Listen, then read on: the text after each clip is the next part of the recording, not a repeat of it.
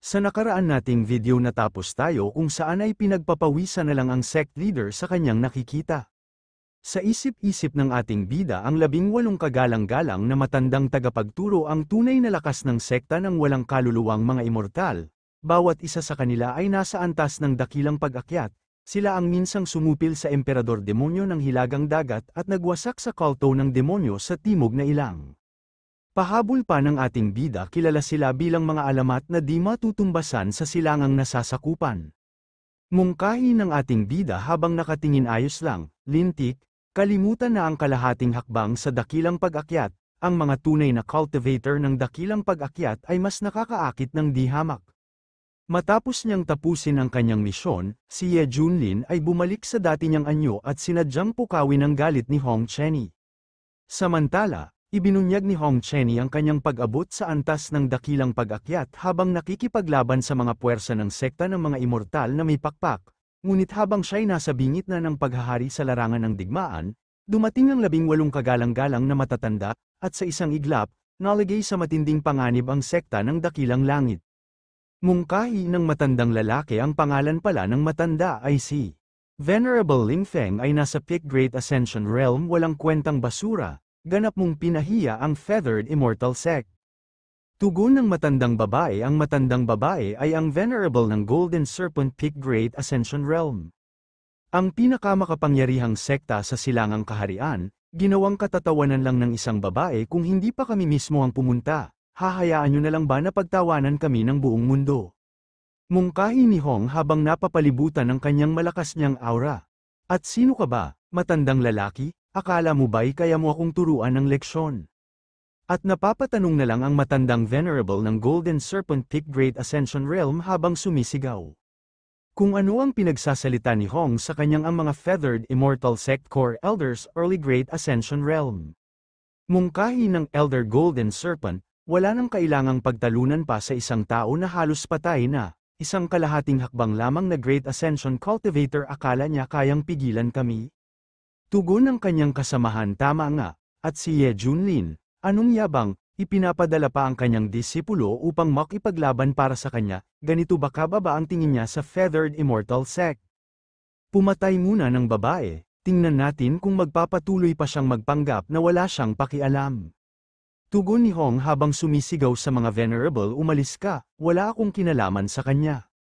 Mungkahi ni Venerable Ling Feng, naku. Anong nakakaiyak na ugnayan ng master at disipulo, Italian mo siya at dalhin mo sa akin, ang matandang ito ay pupunitin ang mukha niya, at puputulan ang dila niya.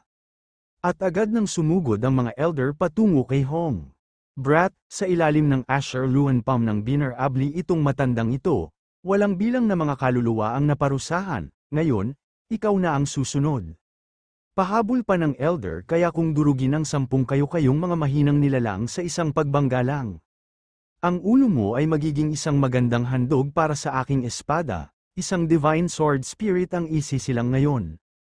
Tugon ni Hong habang nakangiti dahil sa pag-aalay ng dugo para pangalagaan ng isang patalim, bakit hindi ko ipapakita sa iyo kung ano talaga ang itsura ng pinakamalupit na impyerno?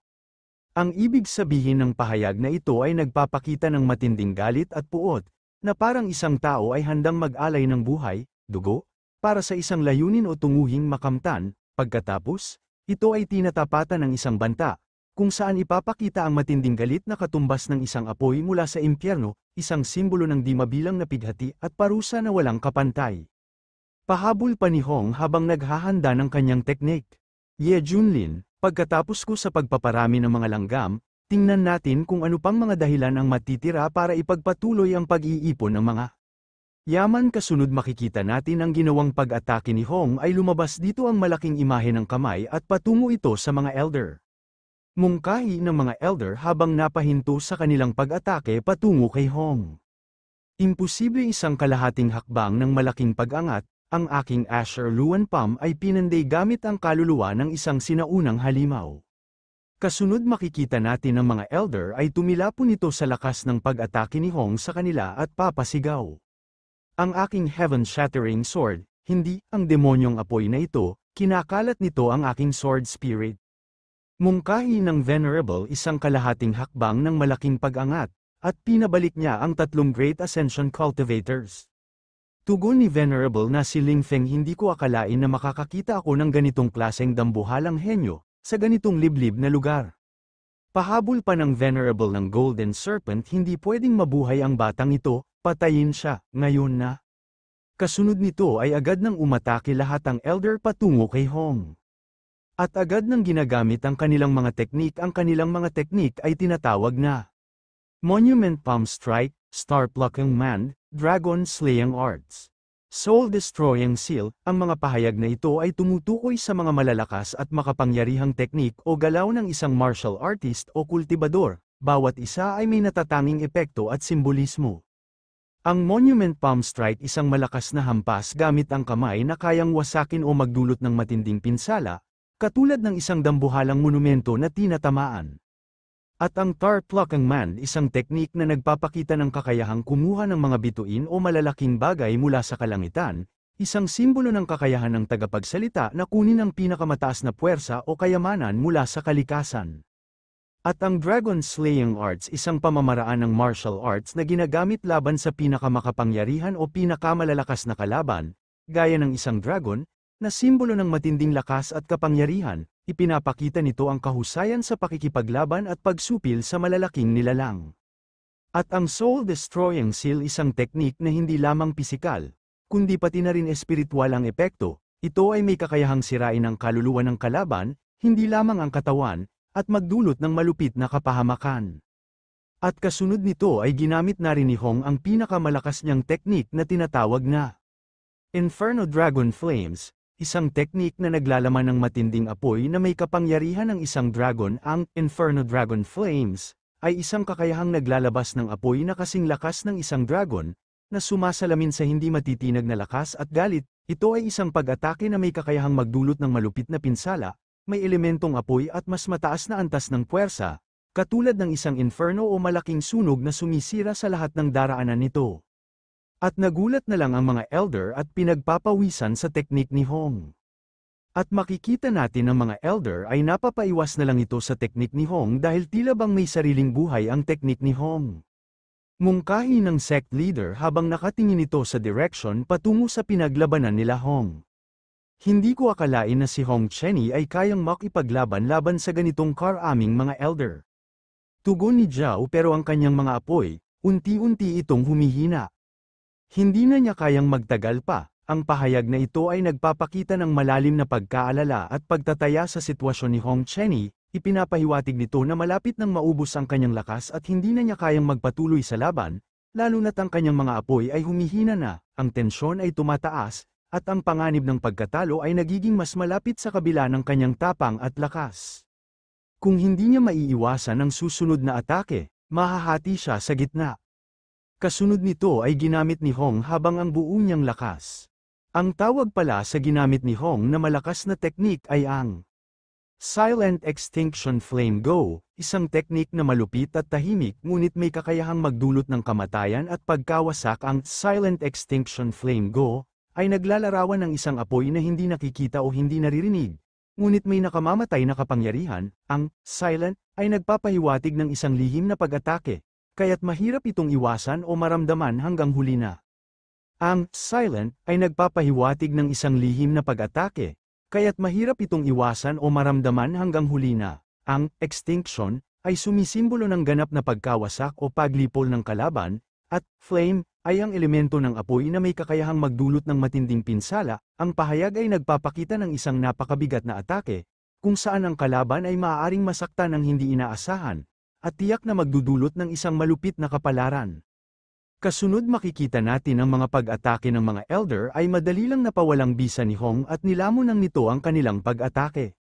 Mungkahi ni Hong habang may sarkastikong tanong sa mga Elder. Ito ba talaga ang lahat ng meron ang Feathered Immortal Sect? Dapat nyo nang baguhin ang pangalan nyo at gawing The Headless Chicken Sect. Tugon ng mga Elder habang napapatanong, ano ang kakaibang apoy na ito? Kinakalat nito ang aming mga teknik. Mungkahi ng Venerable sa kanyang kasamahan, pinipigil niya ang 15 Great Ascension Elders, kaya ba ng isang kalahating hakbang na Great Ascension Cultivator na gawin ito? Tugon ni Venerable na si Ling Feng, pati ako, hindi pa ako nakakita ng ganitong kakilakilabot na talento. Bulag ba kayong lahat? Tiyak na isang ipinagbabawal na teknik ito, mungkahi ng Venerable ng Golden Serpent habang galit na galit dapat siyang alisin agad. O magiging isang sakuna siya, mungkahi ni Hong matandang hag, bakit hindi mo ako harapin ng diretso, bibigyan pa kita ng 3 libreng hampas, para hindi ka magreklamo na sobrang bilis kang naparalisa. Tugon ng Venerable ng Golden Serpent habang inatake niya si Hong. Putang ina mo kapag pinunit ko ang bibig mo, tingnan natin kung kaya mo pang gamitin ang dila mong yan. Mungkahi ng Venerable habang naghahanda ng kanyang pag-atake. Kung mabubuhay siya, magiging pinakamalaking banta siya ng silangang dominyo sa loob ng 1 siglo, kailangan siyang sirain hanggang sa kanyang kaluluwa. Kasunod nito makikita natin ay pinagtulungan ng 2 Venerable si Hong na atakihin at napapasigaw na lang ang dragon na teknik ni Hong. Sa isip-isip ni Hong habang pinagpapawisan putang ina, kasalanan lahat ni Ye Junlin, kung ibinigay na lang niya ang mga yaman ng mas maaga. 18 Great Ascension Cultivators, para lang sirain ang isang maliit na sekta sa Wasteland Province, hindi ba't sobra na ito? Mungkahi ng Venerable habang namumuo ang kanyang ugat sa kanyang noo. Para sirain ang isang maliit na sekta sa Wasteland Province, hindi ba't sobra na ito? Dito na ito magtatapos, kasunod nito ay ginamit ng Venerable ang kanyang buo niyang lakas ang tawag pala sa teknik ng Venerable. Isang teknik na may napakataas na kapangyarihan, ang Overlord Heaven Fist, ay simbolo ng isang malupit at mapanirang hampas na may kakayahang magwasak ng lahat sa daan nito. Ang Overlord ay nagpapahiwatig ng isang makapangyarihang lider o pinuno, samantalang ang Heaven Fist ay sumasagisag sa isang suntok na may puwersang kasing lakas ng langit, na kayang pagdaanan ng anumang kalaban o hadlang. At makikita natin si Hong ay tumilapo nito sa malayo dahil sa nakapapanindig balahibong lakas ng teknik ng Venerable. At makikita na lang natin si Hong ay nagtamo ito ng pinsala. Mungkahi ni Mausi habang nag-aalala kay Hong Senior Brother Hong, okay ka lang ba? Tugon ng ating bida aking mahal na disipulo, hindi ba't sinabi mong kaya mong labanan sila bakit ka tinatalo parang aso? Sobrang nadismaya ako sa'yo, at naiinis na lang si Hong sa sinabi ng ating bida sa kanya. Mungkahi ni Hong sa ating bida habang sumisigaw sa ating bida habang galit na galit. Tumahimik ka, kahit papaano, makakaalis pa ako mula sa laban na ito, pero ikaw, patay kang tao. Kasunod nito makikita natin ang isang artifact mungkahi ng Venerable na si Ling Feng habang naghahanda ng kanyang pag-atake patungo sa sekta. Kasama ko rito, wala ni isa sa inyo ang makakalabas ng buhay mula sa Profound Heaven Sect. Mungkahi ng sect leader habang pinagpapawisan Spatial Compass, iyon ang Spatial Compass. Tugon ni Zhao Senior Brother, naaalala mo ba ang mga sinaunang talaan, 300 taon na ang nakalipas, sa North Sea Disaster, ginamit ito ni Venerable Ling Feng para mag-burn ng 30% ng North Sea sa isang pag-atake lang. Sa isip-isip ni Hong pati isang ancient demon god, tinataka nito nung nakaraan, ang isang bulok na Profound Heaven Sect ay wala ng paraan para makatakas ngayon.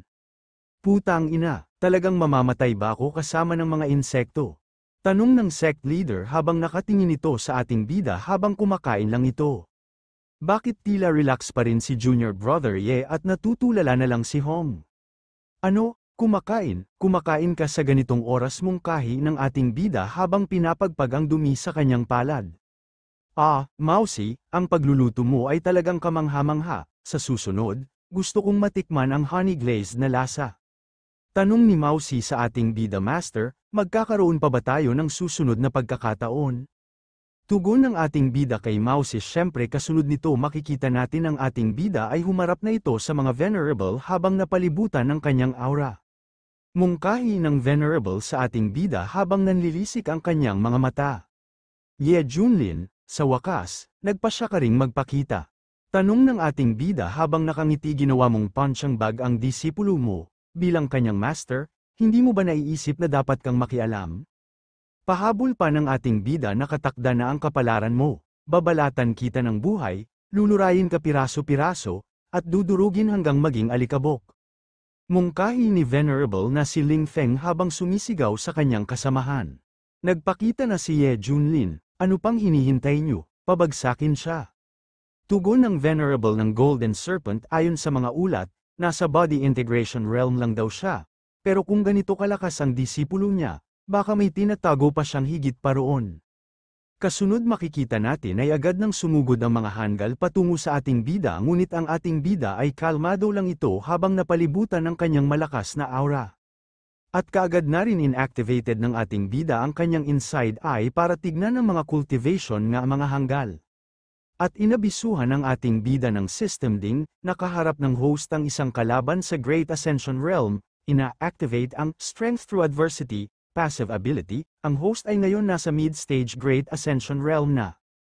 At unti-unti ring nagpalabas ang ating bida ng malakas niyang aura. Habang naghahanda ang ating bida ng kanyang pag-atake, sinabihan niya ang mga Hangul na Elder. Kayo masyado kayong mahina, mungkahi ng sect leader habang napapatutulala. Junior Brother Ye isa siyang Great Ascension Cultivator.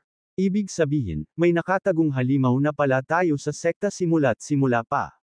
Sa isip-isip ni Hong habang pinagpapawisan. Hindi maaari. Imposible yan. At naiinis na lang si Hong. Lintik ka. Gaano karami na bang tinatago mo sa amin?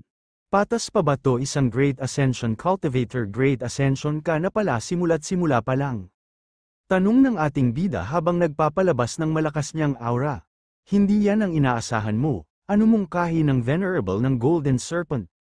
Habang sumisigaw sa kanyang kasamahan, kahit mali ang impormasyon, mid-stage Great Ascension lang yan, kaya pa rin nating durugin yan, lahat kayo salakayin siya. At agad niya sinabihan ang kanyang kasamahan na i-activate nila na ang formation. At makikita natin ang formation ng mga Venerable ay na-i-activate na. Sa pamamagitan ng aking dugo, iniaalay ko ang sarili sa espada, Heaven's Slaying Formation. Ang linyang ito ay matindi at puno ng sakripisyo, ipinapakita nito na ang tagapagsalita ay handang ibuwis ang sariling dugo upang buhayin o paandarin ang isang pambihirang formation, ang Heaven's Slaying Formation, na marahil ay isang sinaunang o ipinagbabawal na teknik na may layuning pumatay kahit ang mga makalangit na nilalang. Ngunit ang ating bida ay kalmado lang ito habang pinagmamasdan niya ng mga formation na ginawa ng mga Venerable. At napangiti na lang ito dahil sa sabik na makipaglaban.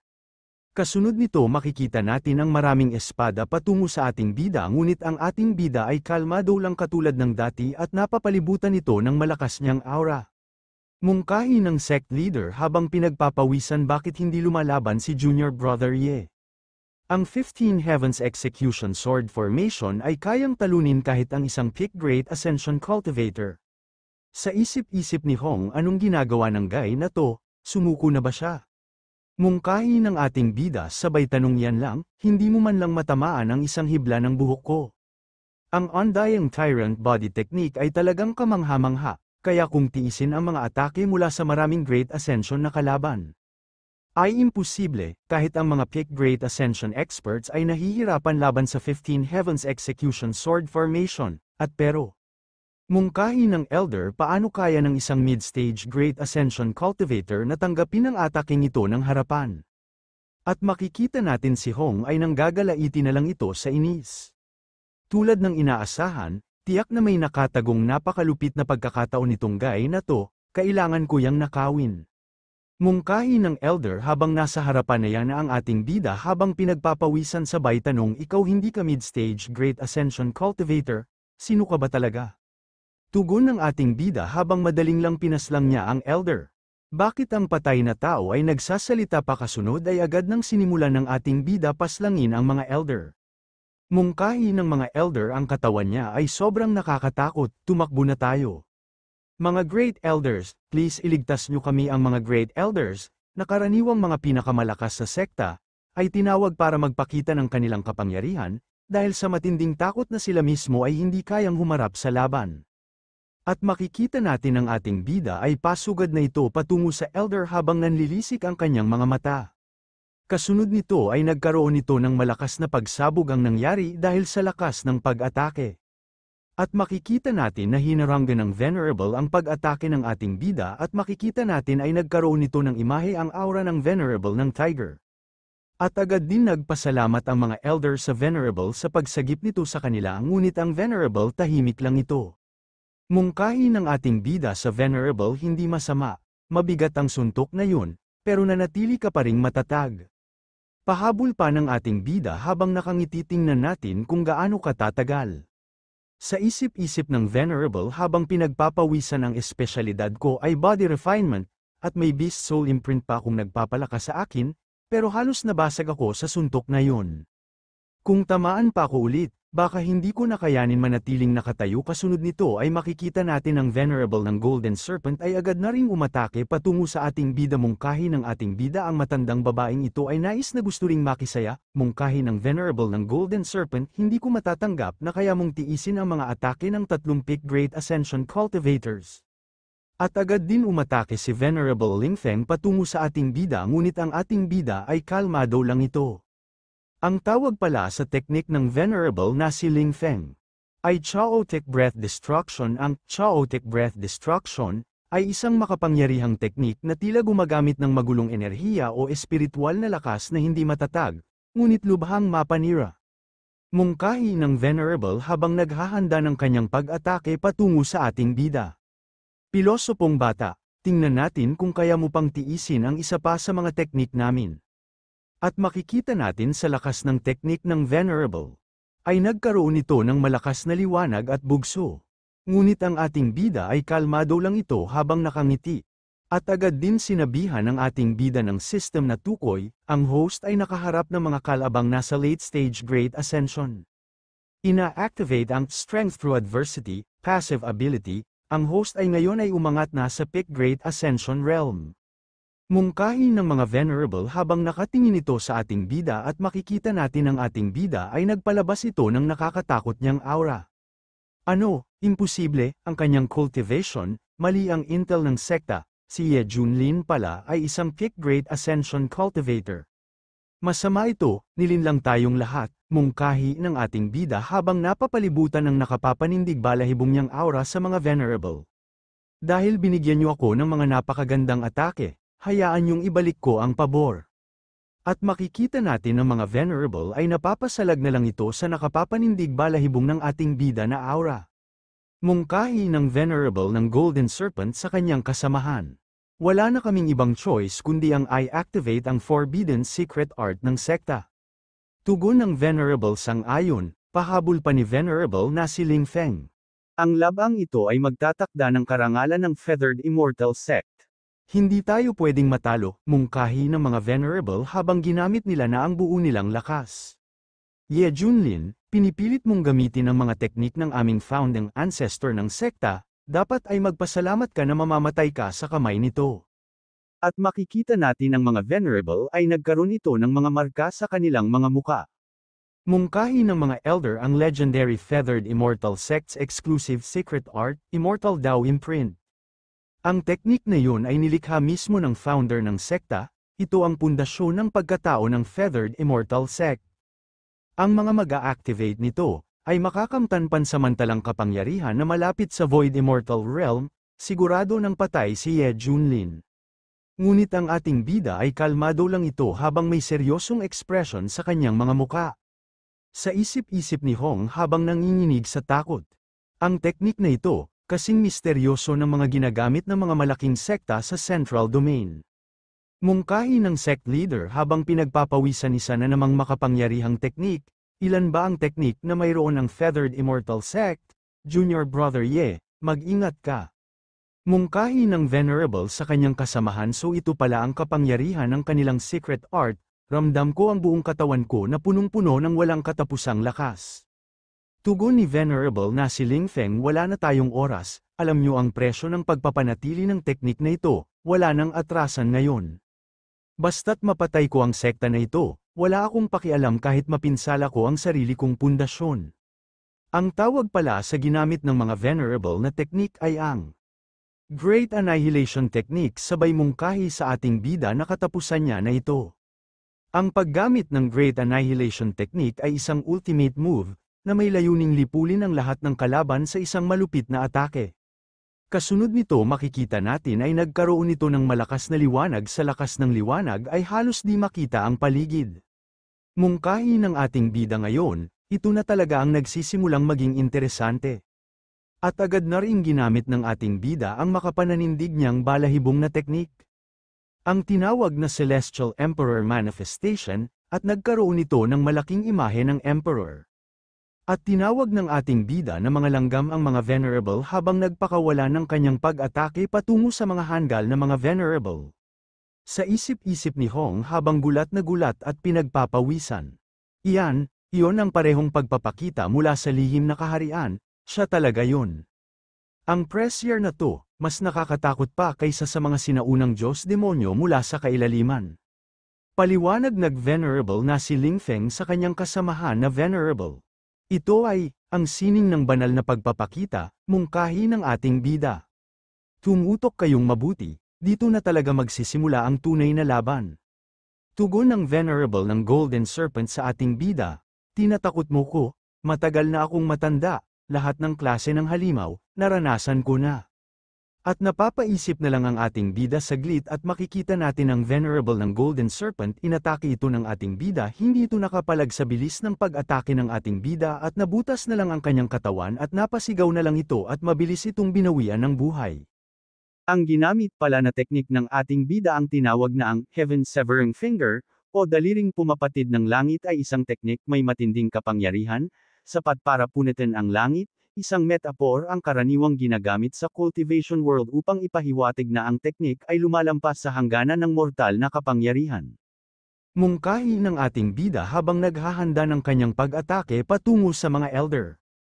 At kayong lahat mungkahi ng mga elder tumakbo, isa siyang demonyo.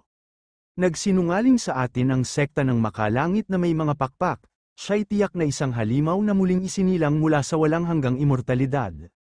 Sining ng muling pagsilang at ganap na paglipol, ginawa para harapin ang mga katulad mo. Hindi mo na kailangang magpasalamat, ikakalat ko na lang ang iyong abo ng libre. Iligtas mo ako, tulungan mo ako, sa isip-isip ng venerable habang pinagpapawisan dahil sa takot. Pinunit niya lang ang isang dakilang tagasunod ng pag-akyat gamit lang ang kanyang mga kamay. Kasunod nito ay agad nang sinabihan ng venerable na si Ling Feng ang kanyang kasamahan na venerable na tumakbo na sila dahil sa takot. At makikita na lang natin ang dalawang venerable ay nasa kamay na ito ng Celestial Emperor manifestation ng ating bida. Mungkahi ng ating bida akala mo makakatakas kayo at napapasukan na lang ito ng dugo sa kanilang bibig. Mungkahi ni venerable na si Ling Feng ikaw, demonyo, kailanman ay hindi ka patatawarin ng sekta ng makalangit na may mga pakpak. Isang dakilang demonyo ang lumitaw sa probinsya ng Tigang na Lupain, isang demonyo. Kasunod nito ay agad na itong biniga ng ating bida. Ang dalawang venerable at nawasak na lang ang mga katawan ng mga venerable at nawalan ng buhay. Sa isip-isip ng ating bida gaya ng inaasahan mula sa isang kataas-taasang banal na sining, pero ubos nga lang talaga ang enerhiya, ngayon, panahon na para harapin ang aking taksil na alagad, at napatahimik na lang ang sect leader at Hong kasama sila Zhou sa ginawa ng ating bida sa mga venerable at makikita na lang natin si Hong habang takot at pinagpapawisan sa isip-isip niya isa talaga siyang demonyo.